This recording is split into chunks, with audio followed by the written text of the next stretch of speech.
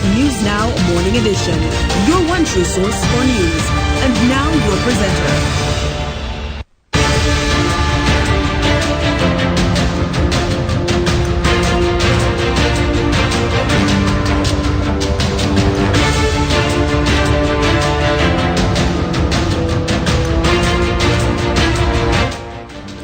Good morning. Today is Wednesday, 10th January 2018. I'm Ebony Brandon. These are this morning's top stories. Nationally, the Federation will soon receive a donation of 2 new ambulances.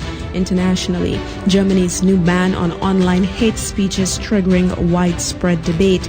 And in sport, former Liverpool keeper Tommy Lawrence has died. We also have a look at today's weather forecast. Now we have a look at the news developments in detail. St. Kitts and Nevis will soon receive a donation of 2 new ambulances. This is according to the London High Commission.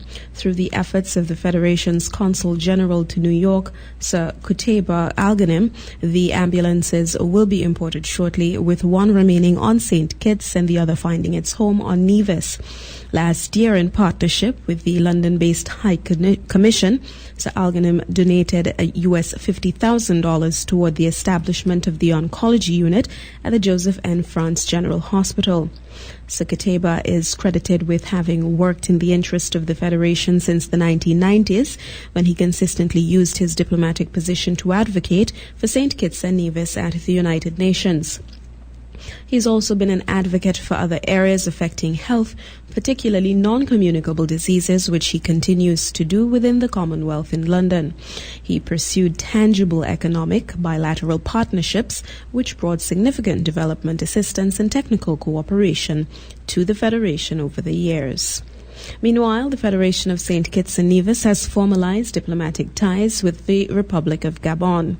At a ceremony in London at the Gabonese Embassy, the High Commissioner of St. Kitts and Nevis and the Ambassador of the Gabonese Republic signed a joint communique officially establishing the newly formed diplomatic tie. The Gabonese ambassador, Achiatuadu, noticed that among the things both countries hope to achieve, along with a mutually beneficial relationship, is a move toward visa-free travel for citizens entering both countries. For his part, St. Kitts and Nevis' High Commissioner to London, Dr. Kevin Isaac, remarked that this is another move by the Federation intended to strengthen ties with countries on the African continent. He added that he hoped that both nations will be able to cooperate and aid each other in relation to tourism and related best practices, as Gabon and St. Kitts and Nevis both heavily market themselves on the basis of their natural pristine beauty.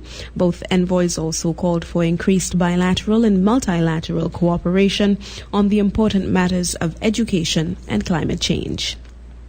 In international developments, internet rights activists and opposition politicians in Germany are outraged at a new law aimed at combating the rising tide of online hate speech. Facebook, Twitter, and other social media sites are being forced to remove offensive content or face fines of up to $60 million. The legislation is being widely condemned for allowing the policing of freedom of expression in Germany to be placed in the hands of large multinational companies based in the United States.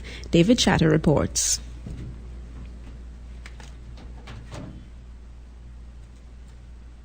The first victim of the new law is no less than the deputy leader of the extreme right Alternative for Germany party.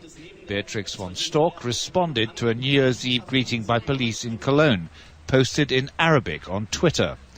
The city was the scene 2 years ago of mass sexual assaults during celebrations.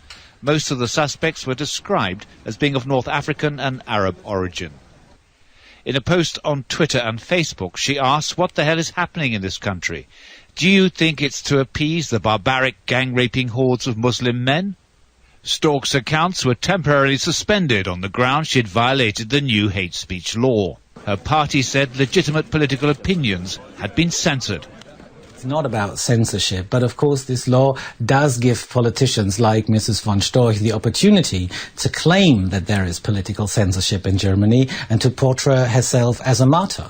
And I think this is one of the biggest political mistakes in passing the anti-hate speech law, because it helps parties like the AfD to transport their narratives into the population and gain greater popularity. The Justice Minister, Heiko Maas, who introduced the legislation, said it will prevent calls to murder, hate speech and Holocaust denial, which he described as attacks on other people's freedom of expression. But opposition is mounting. The Green Party is leading the charge for changes in the law. Die Abwägung, wann hört die Meinungsfreiheit auf? It's a very sensitive area. The question of where freedom of speech ends and the protection of personal rights begins has been determined at the very highest judicial levels in Germany for decades. The law now is too abrasive and gives too much power to the companies. Facebook says the legislation is fundamentally new, it's unique in the world, and because of its complexity, is a challenge for all involved. Even a German satirical magazine on the internet has become a victim of the new laws. Twitter suspended their account after they used the phrase barbaric hordes while poking fun at the controversy. I spoke to their editor in Frankfurt over Skype. We'll have to keep watching this, because funny talk is ambivalent, and we know that real people struggle with it. How are a bunch of bots going to distinguish? German courts struggle as well. The magazine is now back online. Its latest issue has a cartoon of President Donald Trump asking his Secretary of State how they can restore some safety. Rex Tillerson replies, "Stop all this tweeting, you idiot." And in sport developments this morning, former Liverpool goalkeeper Tommy Lawrence has died. The 77-year-old Scotsman was Bill Shankly's first-choice keeper during the 1960s. He only missed 4 league matches in 6 seasons as the Reds won the First Division Championship twice and claimed the FA Cup for the first time. Lawrence signed professionally for Liverpool in October 1957, a few months after his 17th birthday. He made 390 appearances for the Anfield club before making the switch to Tranmere Rovers in 1971, where he stayed for 3 years. He was capped for Scotland 3 times. Lawrence was given the nickname the Flying Pig because of his ability to dive around the penalty area despite weighing more than 14 stone. And now for a look at today's weather forecast.